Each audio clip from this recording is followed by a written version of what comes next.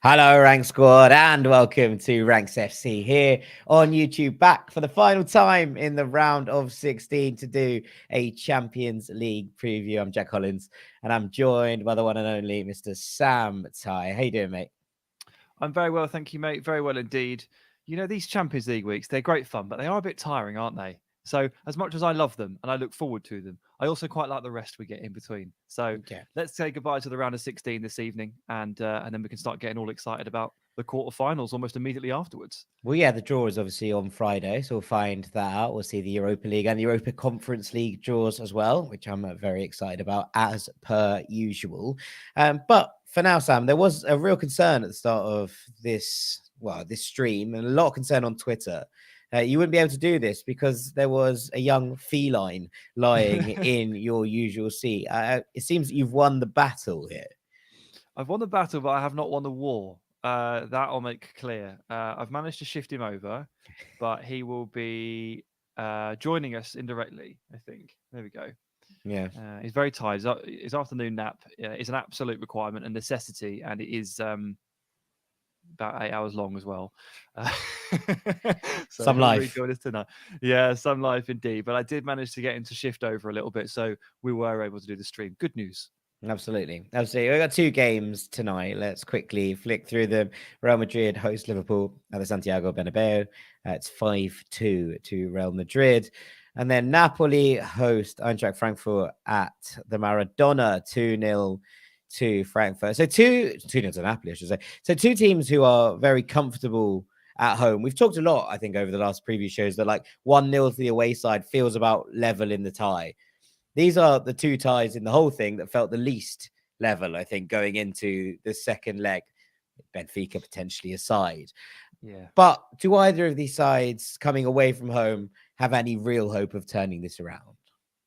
I mean, look, this is the epitome of mission impossible for Eintracht Frankfurt in particular. So, if there is a team here that's going to give us some hope, unbelievably, it's Liverpool. Despite the deficit they're facing, despite the stadium they're going to, and despite the team that they are playing, and I want to make sure that I'm not bringing any of those factors into disrepute. But the way the first leg panned out between Eintracht Frankfurt and Napoli, it was so unbelievably one-sided. And due to the conditions that we'll go into when we eventually look at the game, I just don't see it at all.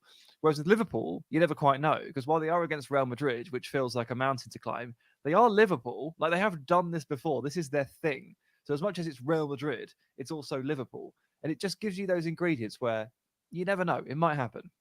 Okay. All right. Well, let's start with that one, shall we? And the first leg was a mad game. Liverpool obviously raced into that 2-0 lead at Anfield, and suddenly everyone was eyes on what's going on. And then it completely and utterly flipped. Real Madrid scored 5 without reply. This is the XG timeline. You know what? There's not all that much in it, is there? Doesn't look like it, not to me. I mean, the chances come at different times. You look at that, you can almost see this as like a momentum chart as well, can't you? Because you look at the early Liverpool spike, you get the couple of goals, there's a big chance in there. You'd have to tell me who missed that one, or maybe that was several chances because I was watching the other one. But something's happened there between to get them up to about 1.5. Who's that? Who's responsible for that? There was a lot of bits and bobs going on. The big chance for Liverpool sort of just Yeah. after that Real Madrid goal. And, it's one of those where like, oh, the whole momentum of the match swung on a moment, and suddenly it's 2-2 and you go through it, right? And that's it, isn't it? It's those kind of come and go chances, sliding doors moments, if you will, in the Champions League. But you kind of go back to what happened next. And that's it. From 30 minutes onwards, Liverpool really had nothing. And the way that Real Madrid took control of this game in the second half, I mean, we talked here yesterday about games of two halves, right? We talked about the RB Leipzig versus Manchester City game and how City had complete dominance in the first half of the first leg, and then it was very much the other way around for the second half. Now, yesterday we obviously saw City take that to the extreme and throw complete dominance into, well, I think it's probably doing an understatement to City's performance yesterday. We haven't got to talk about that. So you look at this and you just think, Liverpool have these moments, these big kind of early starts, the things that get them off the ground. And then we've seen them play, obviously, against Manchester United since then, where they were able to take a good moment and really accelerate off the back of it. And in this game, it was the way that Real Madrid dragged control back through the tie that actually is the thing that stands out. And, it's one of those where often I think maybe sometimes the things are overplayed about, teams knowing a competition, etc. But with Real Madrid in the Champions League, it feels too big a thing to ignore now. I think it's got to a point where you're like, well, it doesn't really matter if Real Madrid are huge underdogs. They were against City, I think, in the semi-final last year, and especially when they got to 85 minutes and still a couple of goals behind. Yeah. The way that they just seem to turn it on. And I think we're getting to a point with them, or we've got to a point. I don't know what I'm saying, getting. This is not new. But we've got to a point with them where it's just like, it's Real Madrid, therefore they might do it. And part of this is the squad, I think. And part of it is the experience to be able to control. And Ancelotti's brilliant at this. He allows his players to basically play within their own game states, right? Whereas you look at someone like Pep, who wants complete control of a game. And when City come out of that period of control, when they don't have that element of control that they want, it actually makes it very difficult. And the team struggle, I think, at times, especially to deal with the fact that they don't have complete control of a game. When they do and it works, you get what happens yesterday. And City look like they could beat any team in the world by 3 or 4. And Leipzig, yes, played a little bit into their hands, fine, whatever. But with Ancelotti, it's a bit like, we're 2-0 down. It's like, I trust you, it's fine. It's fine. No worries about it. I know that you'll pull this out. And I think in a Champions League context, and actually potentially in a cup context, although I think that there is the special element of Real Madrid's kind of power in Europe, it just means that they don't lose that focus and they don't feel like anything is too steep a mountain to climb. Weirdly, I think Liverpool are maybe the side, from an English perspective, that are the best at this, who don't know when it's over. Or maybe that's just, historically speaking, but have been able to pull these things out of the fire.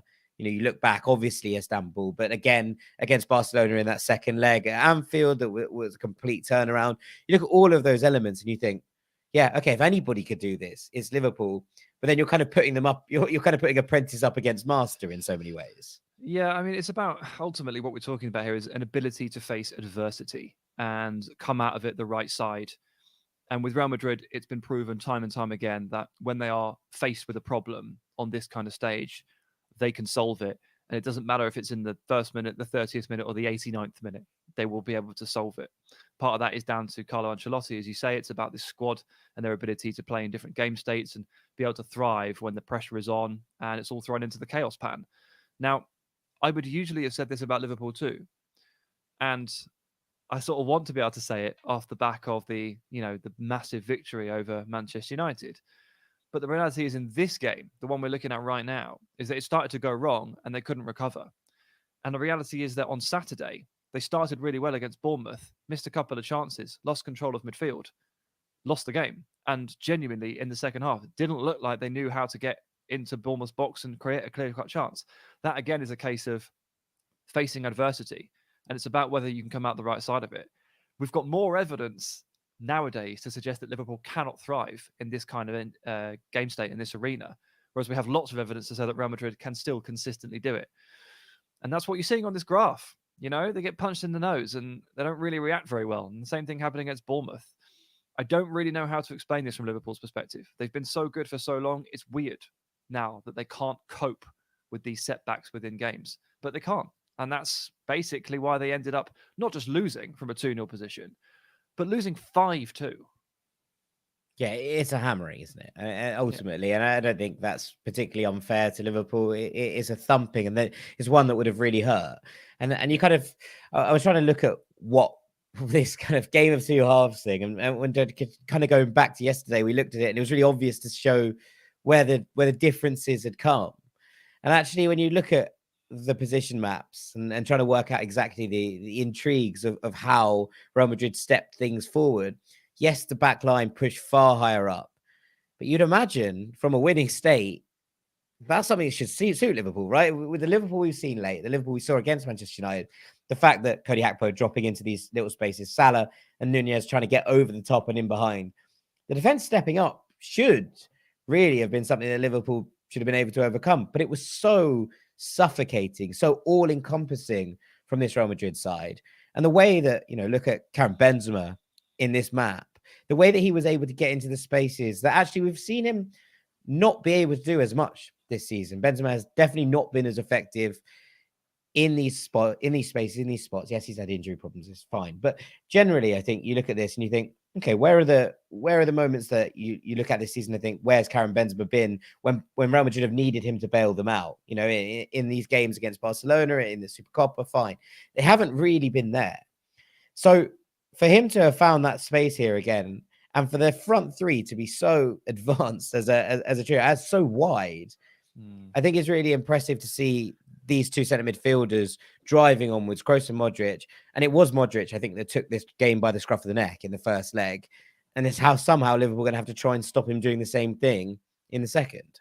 There's a big difference as well in the fullback positioning, because I don't think the two average position charts look that different. Obviously, you're right. The defensive line as a unit has stationed itself higher, but the fullbacks are deeper.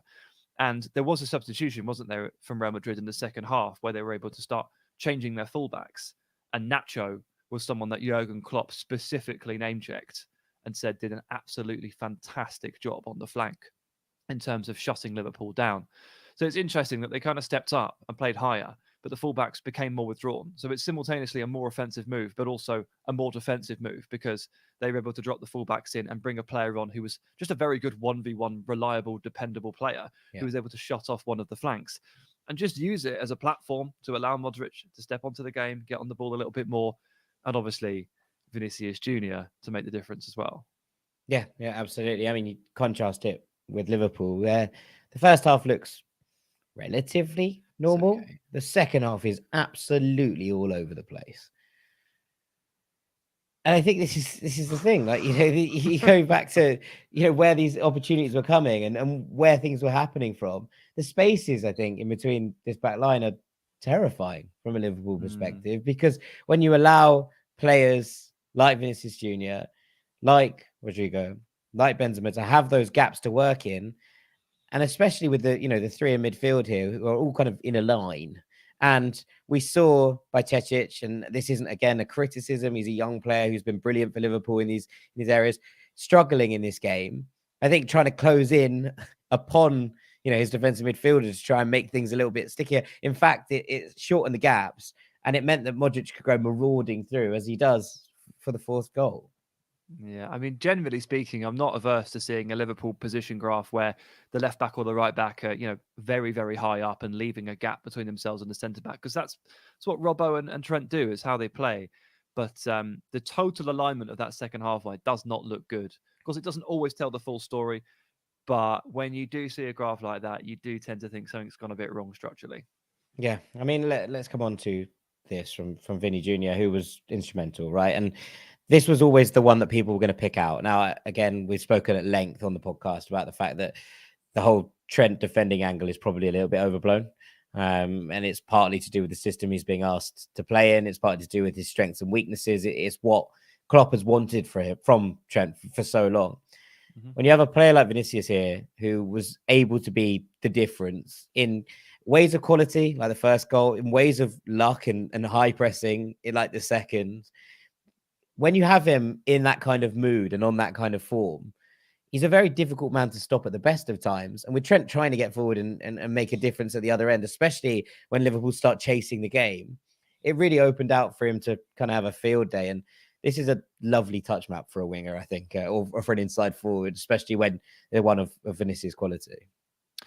Yeah, for sure. I mean, he's ultimately receiving the ball wide here. These touches, you know, for about half of them can probably also double as, you know, spots on the pitch in which he's received the ball. You know, you're pinging the ball out to Vinny when he's nice and wide.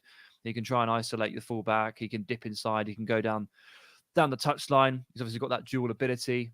He's more than willing to hit the byline and stretch you out, and then also try and, you know, fox you into thinking that he's going to do that 3 times. Then he cuts inside. Then he does the other thing as well.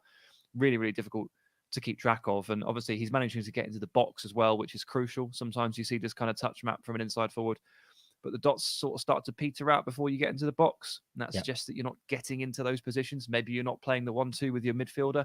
Maybe you're not hitting the byline. You're not keeping your fullback honest enough, but he's obviously having the impact, no problem. And there's a few in the, you know, working back defensively as well, which is always nice. Always nice to see. Look, they're from the first half, you'd imagine, rather than when Nacho was chilling behind him. Probably, yeah. I mean, look, he's one of the most dangerous players on this planet, you know, no question. Absolutely no question about it. What we're seeing from Vinny over the last 18 months, 2 years, just stunning, absolutely stunning. Like he's on the verge of being considered an elite winger. Maybe he already is. Haven't done the shortlist recently, but maybe he is in that conversation. And you know, I think he's firmly in that conversation. I'll be honest. Is Salah better than Vinicius Junior? Not right Genuinely, now. Yeah, that's where we I are. mean, has he been over the last 3 years? Yeah. Is he better than him right now in terms of making an impact in this game? Probably not. But I mean, form plays into that, and we can discuss the differences of class and form and all of those things on a kind of larger scale. But I think right now, if you were going to be offered one of those two players in your team, you'd probably take Vinny Junior, or they obviously play on different flanks, so that does kind of change things a little bit. Take them both, exactly. You're putting a player who, for the last 18 months has been as good as, if not probably better, certainly recently, than Mohamed Salah. And you're putting him up against Trent. It's the ideal scenario for Real Madrid. Yeah, as we say, Trent criticism defensively overblown, but it is a weakness. Like it just is. And they have to try and work that. And so this obviously becomes an absolutely massive task for the inside centre back, the right centre back here, which is, fortunately for Liverpool, it's Ibrahima Konate usually, who can cover a vast amount of space, stay with your player, your marker, defend one-on-one really, really well. But even then, it's still not quite enough sometimes. Yeah. I mean, it comes on to who's going to play tonight. There's some interesting bits and bobs here. Camavinga looking likely to play at a left back for Real Madrid. But aside from that, this team feels settled, and the Valverde back to right wing thing just does seem to sit at the moment, doesn't it? Because it allows them to play with such a kind of flexibility in terms of bringing someone back into the midfield. It gives Carvajal that extra bit of cover defensively.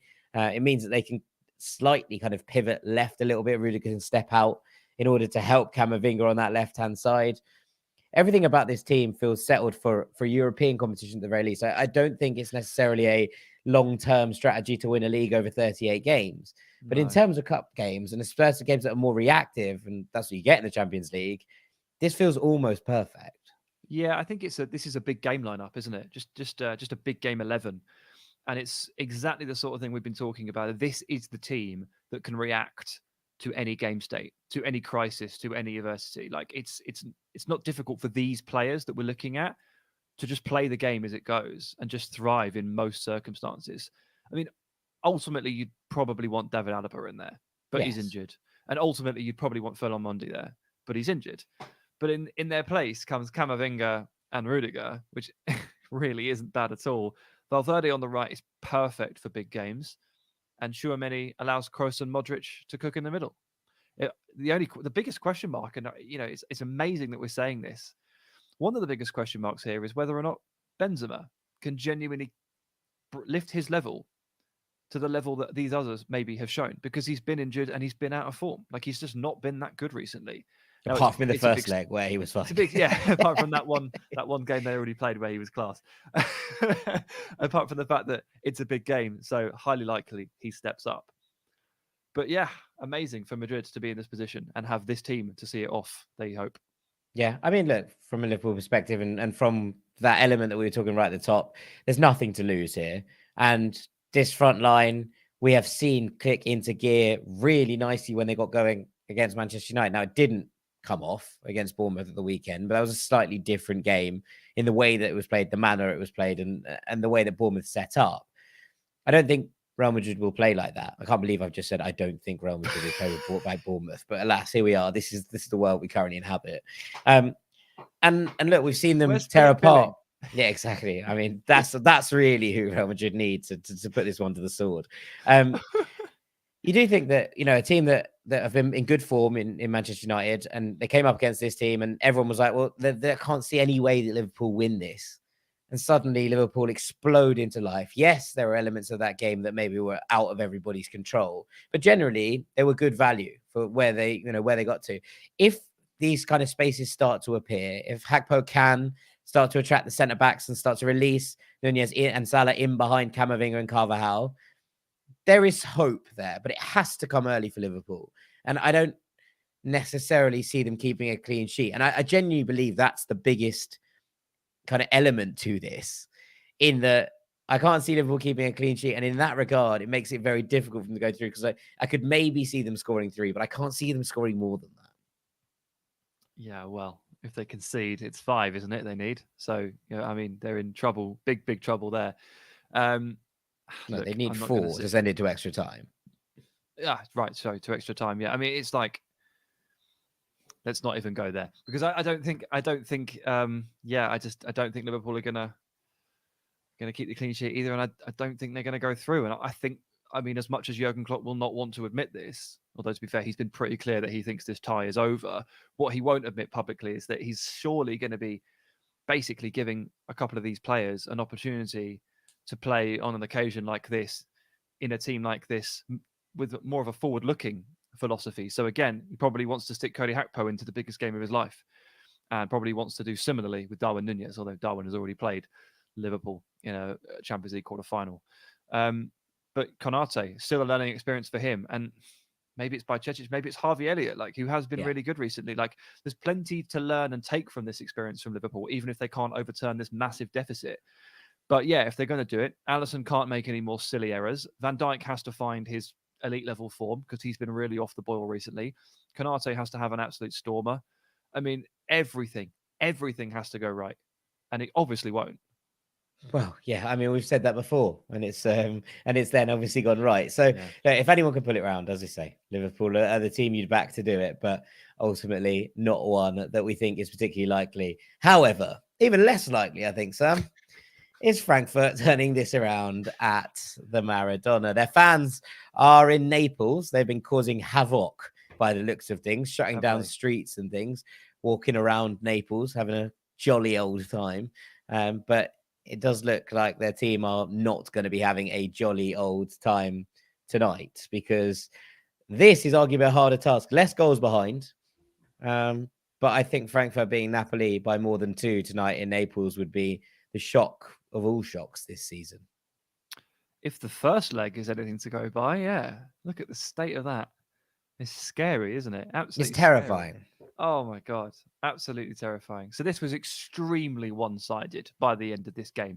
First 15 minutes, it's okay. And like what Eintracht Frankfurt actually set up in terms of their 3-4-3 formation, ability to sort of block out the middle of the pitch and really marshal the guys like Lobotka, they sort of managed to step on their rhythm a little bit and stop them from really gaining any kind of fluidity for about 15 minutes. And Napoli ended up skipping midfield and trying to punt the ball into the left channel for Kvara to run onto. But actually, Eintracht had an answer for that as well. Their fullback, their right wing back, Buta, had a pretty decent time just putting him off as much as possible.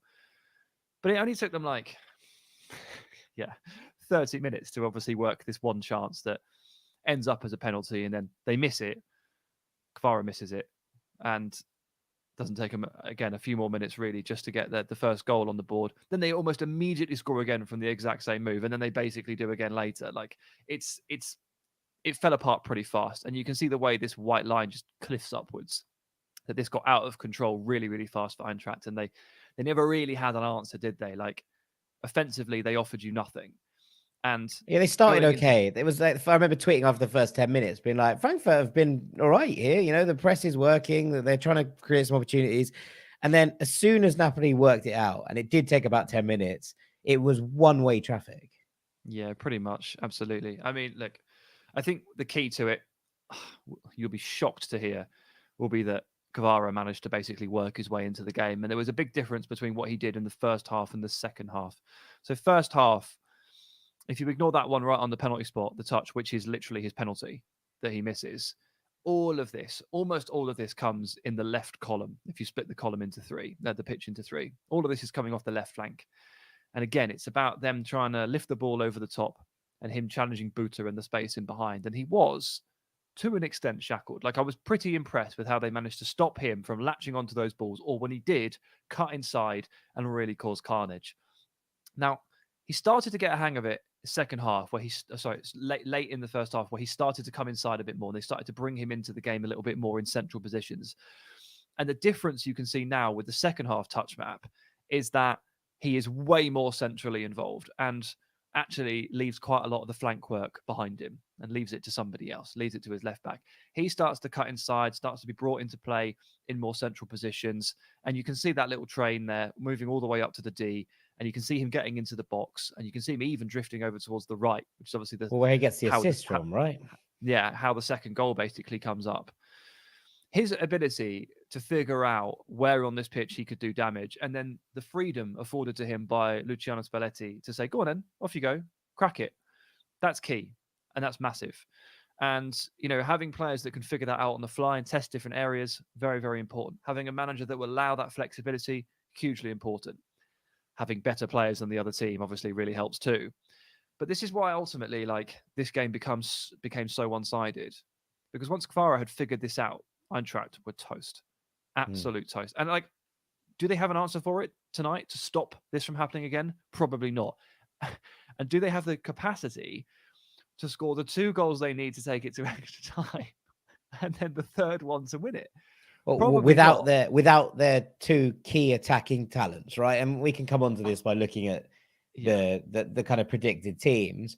And the 2 big misses you'll see from this Frankfurt side are obviously Kolo Muani, who got himself sent off and therefore is suspended for this game, and also Jesper Lindström, who's injured. Yes, Kamada's still in there, and he's probably the third part of that trident that you would look at. But having 2 of the 3 missing is absolutely brutal from an Eintracht perspective. Well, I mean, I don't know if you'd agree with me, but I would suggest to you that Kolo Muani is Eintracht Frankfurt's best footballer. So maybe Daichi Kamada, but yeah. Yeah. I mean, I think he's their best player. So if he's not, then maybe he's the second best. So losing that player hurts. That player being a striker hurts double. And in the first leg, it was Kamada was in the midfield too with So. And Jesper Lindström was playing, in a more advanced position, with Götze in the tucked in positions behind Randall Kolo Muani. And now they have to go to Boré, and they have to probably shift Kamada up alongside Götze and bring in old Sebastian Rode, the warhorse himself, into the central midfield position. And I don't know what they're going to do at fullback. Maybe Jakic plays. I don't know. Philip Max was dreadful in the first leg from left wing back. He was genuinely awful. Like Irving Lozano killed him. And the good news for them is that Lozano's out injured, so that will potentially not be an issue quite as much. So that's a good start. True. But Politano is going to be a problem either way. Philip Max can't deal with one; he probably can't deal with the other. So Eintracht not only weakened in terms of personnel, but facing a 2-goal deficit. It's difficult to see, mate. It really is. This was much more one-sided in the first leg than I ever really genuinely thought it would be. Although what I would say is, Kolo Muani gets sent off, and it's not a fair red card. I don't agree with it whatsoever. And it absolutely kills them for the final 20, 25 minutes of the first half. And of course, really hurts them in the second leg as well. Yeah, this is it. And you look at this kind of Napoli team. Yes, Lozano's out, and he's been on a nice little run of form actually of late. But apart from that, Kim Min-jae was a doubt. Alex Merritt was a doubt. Those are the 2 players you're like, okay, they might come back in. I don't know if you'll even risk them. Do you risk them at this point in this game? Because I don't think I would. Maybe Merritt. Obviously, goalkeeper's slightly less of a kind of injury risk in terms of how you'd imagine Napoli will have the ball. But I don't even know if he'll risk him in Jay, because he might be like, this one's pretty done and dusted. I don't see the need to risk him if it's at all in doubt. I really don't. Napoli have, they've not played very much without Kim Min-jae this season, but I'm pretty sure they can get through tonight without him based on what we saw. If Kolo Muani was playing, then I would think about risking him, but he's not. So, Eintracht feel weaker. They feel less. Get Juan Jesus in there. That's what everybody wants to see. I haven't seen Juan play for a long time. No, he gets. I know he comes in and out, but I literally have missed all his games for the last 3 years. Yeah, I mean, I think that's because he doesn't play very many of them. It is the truth behind the matter. He would be fine in this scenario. Absolutely fine. Yeah, absolutely. Okay, all right. I think that's pretty much all we've got here today, Sam. This has been our Champions League preview, the last of the round of 16. We'll be back later on tonight, where we'll be looking back on all 4 of the games this week in our Champions League takeaway show. We hope that Dean is going to be back to join us then as well. That'll be out in your podcast feeds about midnight, and here on YouTube a little bit later UK time. So it should suit those of you across the pond in America. It'll be out early evening in the States. For the rest of you, maybe watch it back tomorrow morning. Listen to it tomorrow morning. It's on Spotify. It's on YouTube. Stay it's up on late Apple, and watch us etc. at Stay up midnight. late. Yeah, exactly. And there will also, of course, be UE Ultras tomorrow, looking at all the Europa League and Europa Conference League, the best of it, as we head into the second leg of those ties as well. For now, though, thank you so much for watching. Thank you so much to Mr. Sam Tsai. Cheers, buddy. I've been Jack Collins. This has been Ranks FC Champions League preview, and we will see you later on, gang.